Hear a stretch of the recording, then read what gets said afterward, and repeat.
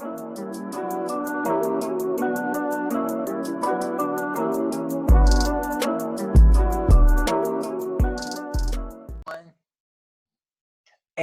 welcome, Team Elite.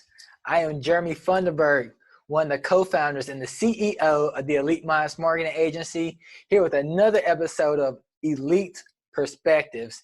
And this is super cool. I got my buddy all the way from the UK. I got John Molyneux, and he is going to absolutely rock you guys. I know you're going to love him. John had this background. He actually went to the military. He worked in security as a driver, and now he discovered martial arts, and he discovered sales, and he has never looked back. He is the sales samurai, and I have him here with you. He's completely taken over the UK, going to take over the world eventually. He's one of the biggest names coming up in sales. So, ladies and gentlemen, I want you to hear from John. John, how are you doing? I'm very good. Thank you for that amazing introduction as well. That's quite something.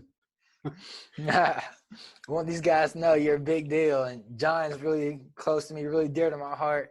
I love him because he actually kind of helped set this whole show up. You know, I was actually a guest speaker on his Breed Success podcast. And if you guys haven't checked that out, make sure you check it out. We'll link to everything in the description below. But after speaking on his show and just how much value we had from speaking to each other, I was like, man, as soon as this whole virus thing started spreading and people went into panic, it's like people need some inspiration. They need to have that value add to their lives. And that actually sparked a lot of the inspiration for this show. So I'm excited to have John on here. But man, John, I want you to just start off by telling us your story. How did the sales samurai come to be? Oh, that's a good question.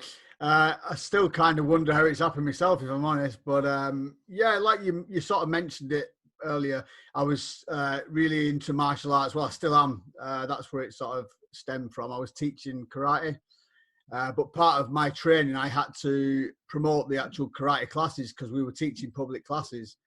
So I had to knock on the doors out in the streets, knocking the doors and speak to people and signing them up for classes at the same time as learning the skills and doing the different belts and getting the different grades until I eventually got black belt and taught students and everything. So I was teaching public classes and learning sales at the same time. So that's when I kind of got my passion for both skills, the martial arts and my passion for sales as well. Nice. That's super cool, man. And you've had this background in military as well. How has it helped you have any type of impact of yourself in the business world or your work ethic? Or I think it really has, yeah. I mean, the problem with the military, or the problem I faced, which a lot of ex-military do, whether they're in the UK or whether they're in the US, is the kind of being a little bit lost or even in some cases homeless. There's a lot of homeless veterans, as you know. I actually had a stint of it myself. Thank goodness I wasn't really bad and I didn't end up on the streets in cardboard box or anything, but I was kind of sofa surfing and did have stints of not having a fixed aboard and everything, which was bad enough. So I can't imagine how horrendous it is for people to be like really out on the streets. But saying that, the skills that did cross over that I took from the military are kind of like relentless ambition and drive and never giving up on anything, just relentlessly keep going at stuff until you achieve it. That's the kind of thing that you learn from the military. Nice. And I just have to ask, because you're big in the sales world, and for the people listening, I just want you to explain to them what goes on in somebody's head to get them to the point. And I'm there with you, but I want you, from your perspective, what makes somebody say, I'm going to commit to sales? That's a really good question. And I don't really know what it is, because I like talking to people and I kind of like the challenge as well, because it is a challenge. It's not, you don't just walk into places and sell. It's not like everyone's like, yeah, I want to buy from you. I can't wait to buy your product. It is a challenge, and you do get a lot of rejection and sort of challenges along the way, but I kind of like that. I think that's what what attracted me to it. Nice. Yes, it's something about that thrills that it's like its own type of sport, its own type of competition, where it's like, all right, I'm going to win, and then you have to take some punches to the face though. Absolutely, yeah. But it's super cool. But I'm big into sales. I love sales. I'm always training in sales. But I want you to just talk to the guys. If you had to rate sales, like scale of 1 to 10, 10 being the highest, how important would you say sales is for businesses? I don't think there's any other part that's more important than sales. It is part of everyday life, no matter who you are. If you, this is what makes me laugh. People are like, "Oh, sales."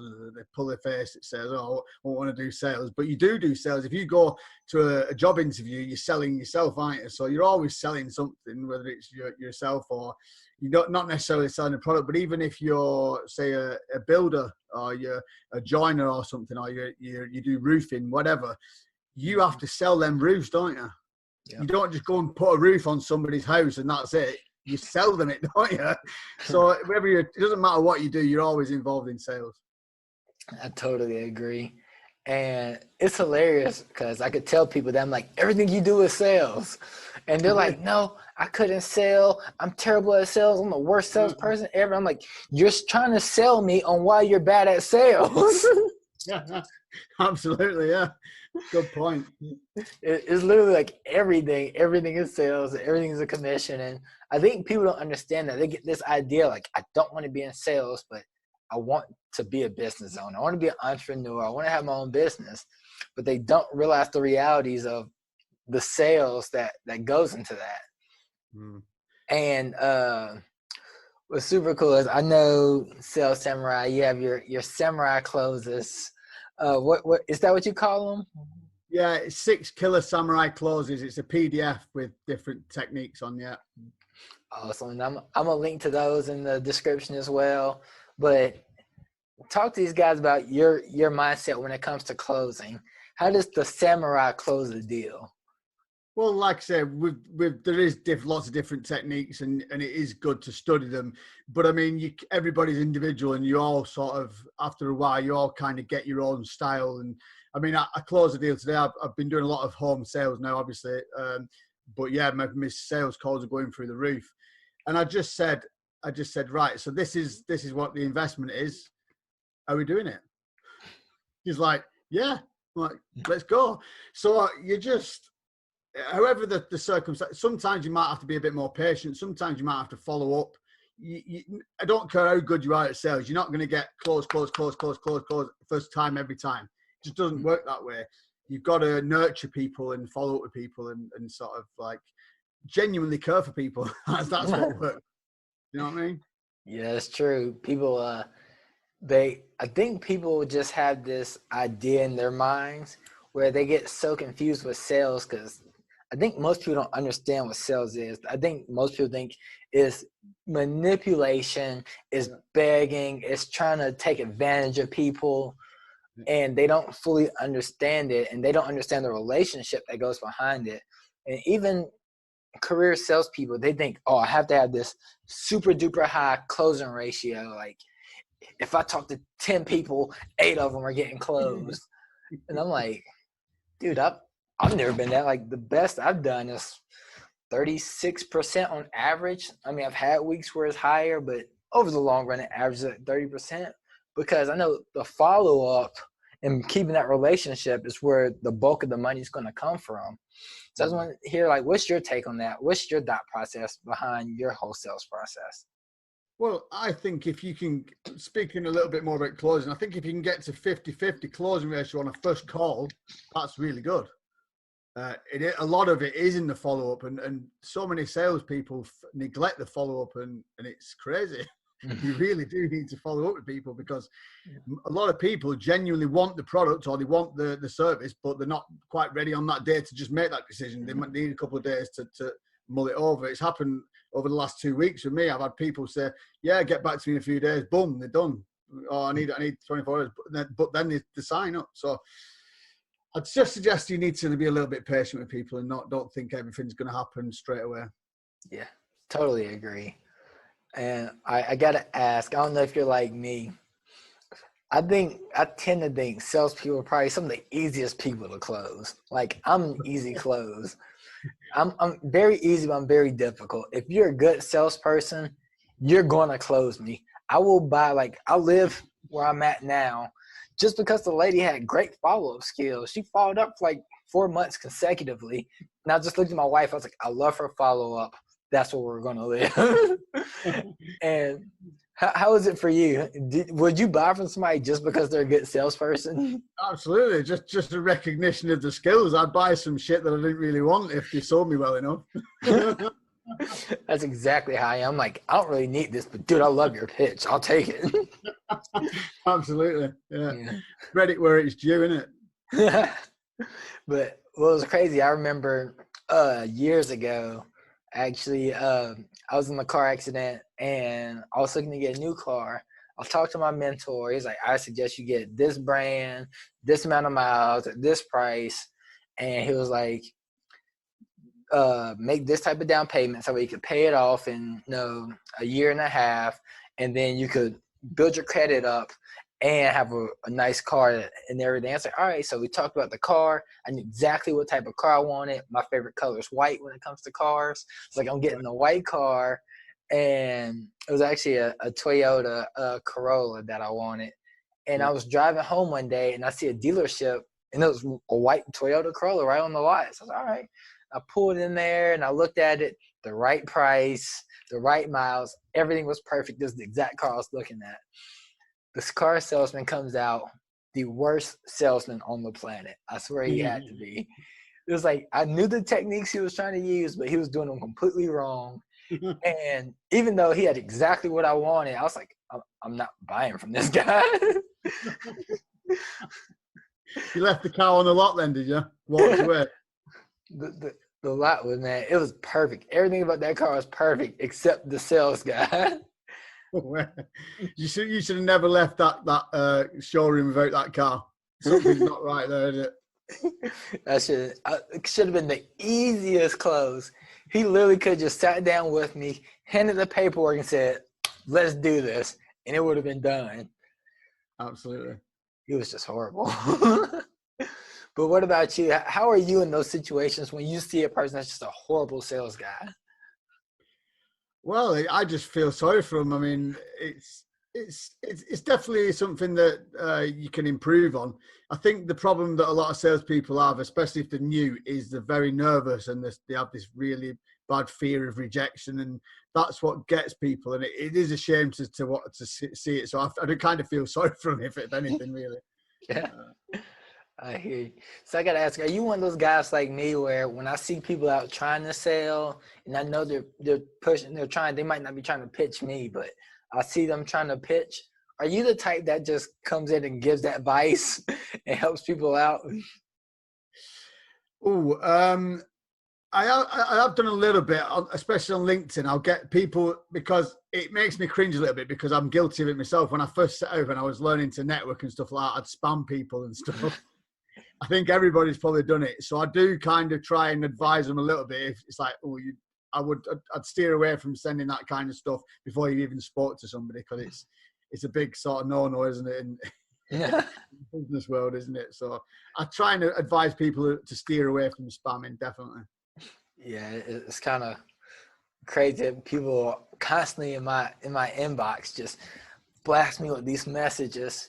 And I'm like, dude, you want to qualify me first? Like, you want to make sure the product's even right for me? Like, I own a marketing agency. You'd be surprised at how probably every week there's probably 2 or 3 other agencies that have a sales rep sending me a message trying to sell me marketing services. I'm like, dude, I have a whole company that does this. Like, this is what we do. It's like me trying to, oh, no, I couldn't think of an example, but it's just horrible. But who are some of the sales guys that you look up to? Who are the big names? Ooh, well, we've both recently spoke about Ben Gay. I had him on the show. He's phenomenal. I've always liked Brian Tracy. I think he's a legendary salesman. Tom Hopkins is another great salesman, and rest in peace, Zig Ziglar was an absolute legend as well. Unfortunately, I can't really think of any UK ones. I think we've had this discussion before, so I'm going to have to say me for the UK. I'm repping for the UK because there isn't any others out there, or anyone that I could think of. Maybe Richard Branson, but I wouldn't really class him as a he probably is a salesman, but it's not really his title, is it? He don't really call himself. But yeah, those are some of the good ones. All right. Of all the sales guys, who would you say had the biggest impact on you? Like I said, I've studied different ones over the years. Probably the main ones are going to have to be Brian Tracy. He's definitely taken just because of how long I've been reading his stuff and just how much stuff he's done. you can't really compete with the amount of everything he's done, from speaking to books. He's I don't know how many books he's written, but he's written a lot. So yeah, he's phenomenal. Really good. Nice. Yeah, Tracy's he might be the first guy I actually studied personal development wise, period. I think it was Brian Tracy. Yeah. And he's had a big impact on me as well. What's your favorite piece of work from Brian Tracy?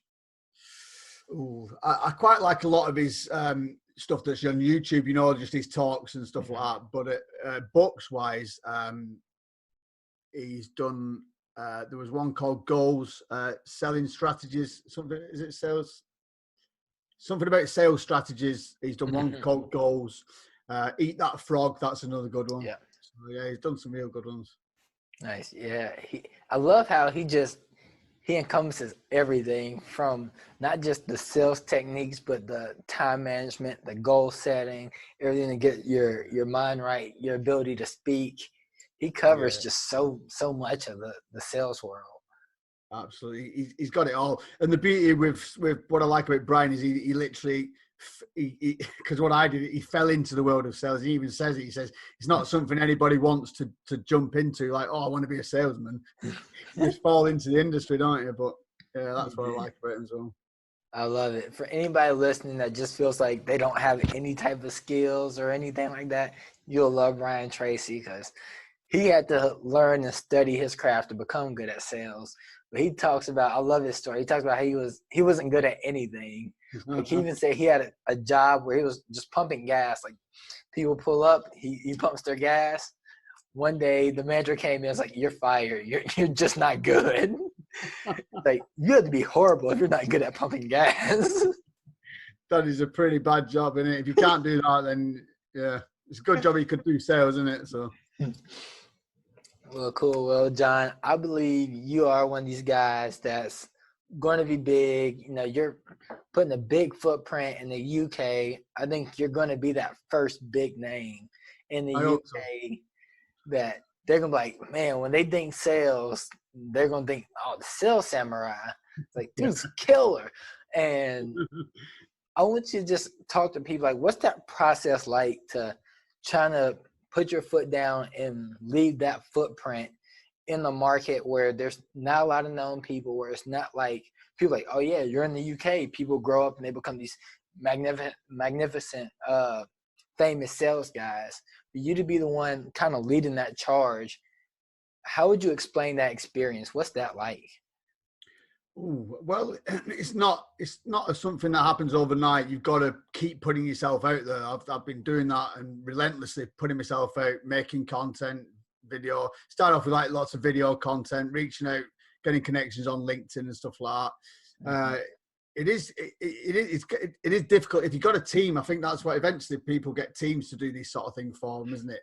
But you just have to. I think what I like now is what is definitely helping is guesting on a lot of podcasts and creating them as well. So I'm not only am I putting out my own content, I'm making myself available for other people's content as well. So that crosses over really well. So you just have to keep putting yourself out there and talking about what you know. Nice. Totally agree. How big of a part would you say social media plays into what you do? Huge. Yeah, big. Like it's probably 60% social media, 40% podcast at the moment. I'd say it's pretty much them numbers. Oh no, apart from that, no, I can't really say that because I'm obviously still doing sales as well, so that takes up quite a bit of it as well, doesn't it? That's a big portion of it. But as far as the actual business layout goes, yeah, it's pretty much podcast and social media. That's it. Nice. I think, and I'm very new to this podcast realm. I'm starting to learn the power in it. You know, if anybody's read my 2020 7-Figure Marketing Strategies ebook, I talk about how podcasts are the new radio. Like, what radio used to be to people in this new era is now about podcasts. People aren't tuning into radio as much as they're tuning into podcasts. Now, not all of it's informational. A lot of people are listening to entertaining podcasts and things like that. But I think the podcast just has such a powerful presence nowadays. So what was your inspiration? What was the spark for you that said, I'm going to start a podcast? I don't know. I'm quite sort of like orientated around things that seem to work well. And I noticed, especially over there, I mean, it's not quite on the same level here yet. We tend to be sort of a few years behind with certain things, and podcasting is one of them. Listening to them and making them, I'd say we're kind of a little bit behind. It's blown up in the States. That's why I'm trying to get known over there with the podcast and going on a lot of American shows and trying to get mine listened to over there and downloaded over there. Like I say, it is taking off here, but I'd say we're still a little bit behind with that. But for me, I just like talking to people. I like helping people, and I just thought, right, why don't I just start a podcast which is kind of aimed at helping other entrepreneurs and getting tips off people, because I'm connected to a lot of these people that are quite successful already on LinkedIn and stuff. I'll speak to them and pick their brains, and then we can sort of get other people to learn from them. Like, so yeah, just to help other people out. Nice. And I think that's super cool for you guys listening in. If there's one thing I really took away from that, and you kind of have to have ears to hear to pick up on it, he talked about the podcast isn't quite as big in the UK yet, but it is here. So where there may seem like, oh, there's no market for this, he found the market and he figured out how to utilize it. He's like, it's not one here. I can jump into the American market where there is one, build a name, bring it back to the UK. And if you guys don't realize, that's a big part of playing when it comes to how do I make my name? How do I force this market? How do I not just find opportunity? How do I create opportunity? And that's super cool. That's definitely a salesman's approach. It's not. I guess I'm attacking Australia in the next few weeks as well. I've got one lined up for a guy in Australia, and he's quite well known. He's got like 50,000 connections on LinkedIn. So my idea is to attack the Australian market as well. So if I can get him and a lot of his sort of following listening to it as well, then I'm all across the globe. Then that's the idea. Nice. That's super cool. That's huge. And I think people really underestimate the power of leverage when it comes to people's networks. Like, if you can utilize a network, I truly believe you can set yourself up for financial freedom, probably create generational wealth. Because if you look at Facebook, all Facebook is companies coming together saying, hey, Mark Zuckerberg, you have this incredible network. We're going to pay you. Give us access to your network. Yeah, absolutely. LinkedIn's up and coming. I love LinkedIn. The beauty of LinkedIn as well is it's all professionals. They're all business people. That's the reason that they're there, isn't it? Yeah, I love LinkedIn. I believe right now, I think Facebook still has its mark. Instagram's playing its role. I'm not a huge fan of Twitter, but I think LinkedIn and TikTok, I think LinkedIn first growing, and then as soon as people figure out TikTok, I think TikTok is going to be absolutely huge. I think that's where the future is going. It's LinkedIn and TikTok. I must admit, I've attempted TikTok, but it doesn't work for me. It all seems to be like, you've got to be like dancing or something. It seems to be quite, you've got to dance and make, like say, I've not got to grips with that, I must admit. I might have to leave that one out of the equation. It's crazy. I have not figured out this TikTok thing at all. I'm like, I don't dance. I do horrible lip syncs. And it's crazy And I'm like, I can't figure this out. And I just I'll heard give up on it. It's not happening for me. I couldn't TikTok. give up on it. And I listened to Kevin Hart. Grant Cardone actually interviewed him. And he was like, how do you figure out this TikTok thing? And Kevin Hart's like, I have absolutely no clue how to use TikTok. So I just play into that. And all of his videos are about him not knowing how to use TikTok. And he's getting That's great. That's genius, isn't it? He doesn't have a clue. I'm like, that's interesting. All right. And then I see people like Gary Vee, who I'm just like, all right, I hope he has a team creating these videos. Because they're like regular educational business videos, but they edit so much other creative content into there, which feeds into the creativity of TikTok. I'm like, man, this is just me. I have time to edit that video and my YouTube videos and my Instagram videos and shoot elite perspectives and do my marketing and go build the brand. And it's like, how do I manage all that? You need a monstrous Gary Vee team to start doing all that. He's got a huge team doing it all for him, hasn't he? He does. Now I plan on taking over. I'm like, all right, Gary. I'll have Gary Vee on the show one day. He's just gonna be so impressed. He's like, dude, you become my competition out of nowhere. But super cool. Wanna get to the fun parts of the games where anybody's been tuning in, you know, we like the end of our show, we like to play a game called Elite Instincts. And John, basically the way this goes is I have a list of words. I'm going to throw out a word, and you have to respond back with the first word, ideally one word, that comes to mind after hearing the word. You ready for it? Ideally a long word, did you say? Ideally one word, yeah. Oh, one word, yeah, got you, yeah. Okay. Are you ready? I'm ready. Salesman. Professional. Marshall. Arts. Influencer.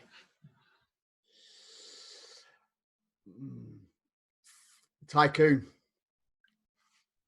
Over. Come. Failure. Success. Struggle.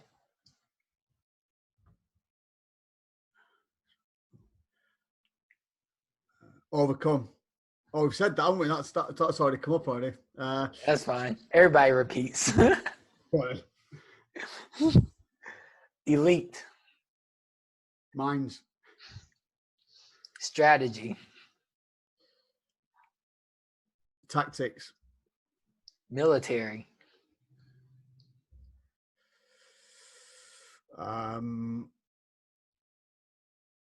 Soldier. Champion. Winner. Energy. Strength. Samurai. Warrior.